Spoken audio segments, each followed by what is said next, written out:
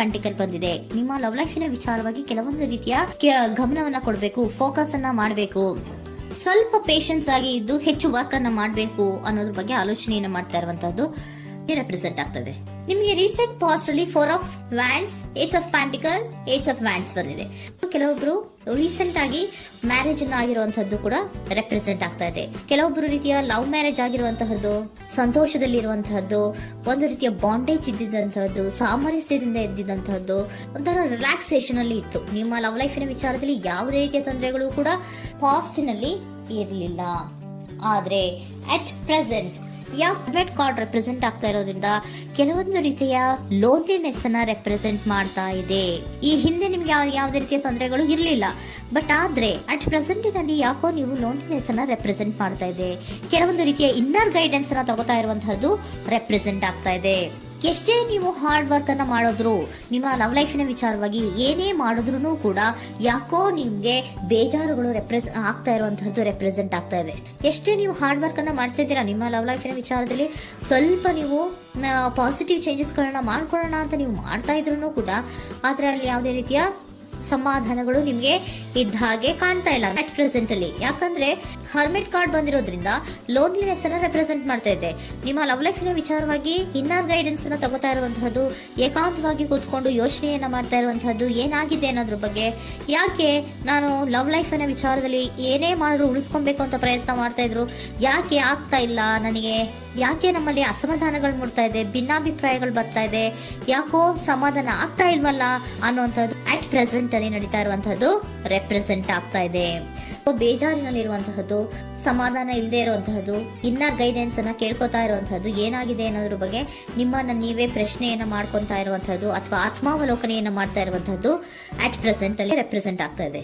Immediate future ಏನು ಹೇಳ್ತಾ ಇದೆ ನಿಮ್ಗೆ, ಯಾಕೋ ನೀವು ಟ್ರ್ಯಾಪ್ ಆಗಿರುವಂತಹದ್ದು, ಸಿಕ್ಕಾಕೊಂಡಿರುವಂತಹದ್ದು ರೆಪ್ರೆಸೆಂಟ್ ಆಗ್ತಾ ಇದೆ. ಫೀಲಿಂಗ್ ಗಳಲ್ಲಿ ಸಿಕ್ಕಿ ಬಿದ್ದಂತಹ ಭಾವನೆಗಳು ನಿಮಗೆ ರೆಪ್ರೆಸೆಂಟ್ ಆಗ್ತಾ ಇದೆ.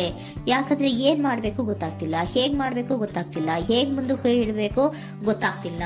ಪ್ರೆಸೆಂಟ್ ಅಲ್ಲಿ ನೀವು ಏನೇ ಪ್ರಯತ್ನ ಮಾಡಿದ್ರು ಏನು ಮಾಡಕ್ ಆಗ್ತಾ ಇಲ್ವಲ್ಲ, ಯಾಕೋ ನನ್ನ ಕೈಲಿ ಏನು ಮಾಡಕ್ಕೆ ಆಗ್ತಾ ಇಲ್ವಲ್ಲ, ಏನ್ ಮಾಡ್ಬೇಕು, ಯಾಕೋ ನಾನು ಮೂವೇ ಮಾಡಕ್ ಆಗ್ತಾ ಇಲ್ವಲ್ಲ ಅನ್ನುವಂತಹ ಆಲೋಚನೆಯನ್ನ ಮಾಡ್ತಾ ಇರುವಂತದ್ದು ರೆಪ್ರೆಸೆಂಟ್ ಆಗಿದೆ.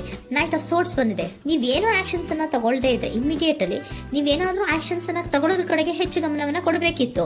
ಬಟ್ ನೀವು ಟ್ರ್ಯಾಪ್ ಆಗಿರುವಂತದ್ದು, ಅಲ್ಲೇ ಸಿಗಾಕೊಂಡಿರುವಂತದ್ದು, ಏನು ಮಾಡಕ್ ನೀವು ಹಂಗೆ ನಿಂತಿರುವಂತದ್ದು ರೆಪ್ರೆಸೆಂಟ್ ಆಗ್ತಾ ಇದೆ. ಬಟ್ ನೀವು ಮಾಡಬೇಕಾಗಿದ್ದೇನೋ ಏನಾದ್ರೂ ಆಕ್ಷನ್ಸ್ ಅನ್ನ ಕ್ವಿಕ್ ಥಿಂಕಿಂಗ್ ಅನ್ನ ಮಾಡಿ ಏನಾದ್ರೂ ಒಂದು ಆಕ್ಷನ್ಸ್ ಅನ್ನ ತಗೋಬೇಕಿತ್ತು. ನಿಮ್ಮ ಇಮಿಡಿಯೇಟ್ ಫ್ಯೂಚರ್ ನಲ್ಲಿ ಏನಿದೆ, ಸ್ಟ್ರೆಂತ್ ಇದೆ, ಒಂದು ಭದ್ರತೆ ಇದೆ, ಒಂದು ಸ್ಟ್ರಾಂಗ್ ಬಾಂಡೇಜ್ ಇದೆ ಲವ್ ಲೈಫಿನ ವಿಚಾರದಲ್ಲಿ. ನಿಮ್ಗೆ ಏನು ಲವ್ ಲೈಫಿನ ವಿಚಾರದಲ್ಲಿ ಸ್ಟ್ರಾಂಗ್ ಬಾಂಡೇಜ್ ಇದೆ, ಒಂದು ಭದ್ರತೆ ಇದೆ, ಎಲ್ಲವೂ ಇದ್ರೂ ಕೂಡ ನಿಮ್ಮಲ್ಲಿ ನಿಮಗೆ ಸ್ವಲ್ಪ ಕೆಲವೊಂದು ಅನುಮಾನಗಳು ಇದೆ. ಆ ವಿಚಾರಕ್ಕೆನೆ ನೀವೇನು ಆಕ್ಷನ್ಸ್ ಅನ್ನ ತಗೊಳ್ದಿರ ಸುಮ್ಮನೆ ಇರುವಂತಹದ್ದು, ಟ್ರ್ಯಾಪ್ ಆಗಿರುವಂತಹ ಸ್ಥಿತಿಯಲ್ಲಿ. ಯಾಕಂದ್ರೆ ಎಲ್ಲ ಇದ್ರೂ ಕೂಡ ನಿಮ್ಮಲ್ಲಿ ಯಾವುದೋ ಒಂದು ರೀತಿಯ ಅನುಮಾನಗಳು, ನಿಮ್ಮನ್ನೇ ನೀವು ಅನುಮಾನಿಸ್ತಾ ಇರುವಂತಹದ್ದು ರೆಪ್ರೆಸೆಂಟ್ ಆಗ್ತಾ ಇದೆ.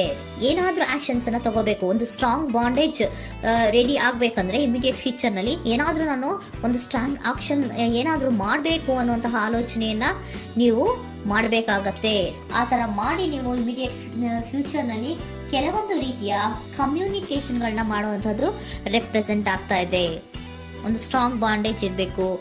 ಇದೇ ನಿಮ್ಮ ಬಾಟಮ್ ಆಫ್ ದ ಡಕ್ ಕೂಡ ಬಂದಿರುವಂತಹದ್ದು. ಪೋಷಣೆಯನ್ನ ಮಾಡಬೇಕು. ಸ್ವಲ್ಪ ಯಾಕೆ ಪೋಷಣೆಯನ್ನ ಮಾಡಬೇಕು ಅಥವಾ ಹೆಚ್ಚು ಗಮನವನ್ನ ಕೊಡಬೇಕು, ಫೋಕಸ್ ಅನ್ನ ಕೊಡಬೇಕು ಅಂದ್ರೆ, ನೀವು ಟ್ರ್ಯಾಪ್ ಆಗಿರುವಂತಹ ಸ್ಥಿತಿಯಲ್ಲಿ ಇದ್ದೀರಾ, ಏನೂ ಮಾಡ್ತಾ ಇಲ್ಲ. ನಿಮಗೂ ಗೊತ್ತು ನಮ್ಮ ಲವ್ ಲೈಫಿನ ವಿಚಾರದಲ್ಲಿ ಬಾಂಡೇಜ್ ಇದೆ, ಸ್ಟ್ರಾಂಗ್ ಬಾಂಡೇಜ್ ಇದೆ, ಒಂದು ಭದ್ರತೆ ಇದೆ, ನಾವು ಅಷ್ಟು ಈಸಿಯಾಗಿ ಬಿಡಕ್ ಆಗಲ್ಲ ಅನ್ನೋದು ನಿಮಗೆ ಗೊತ್ತು.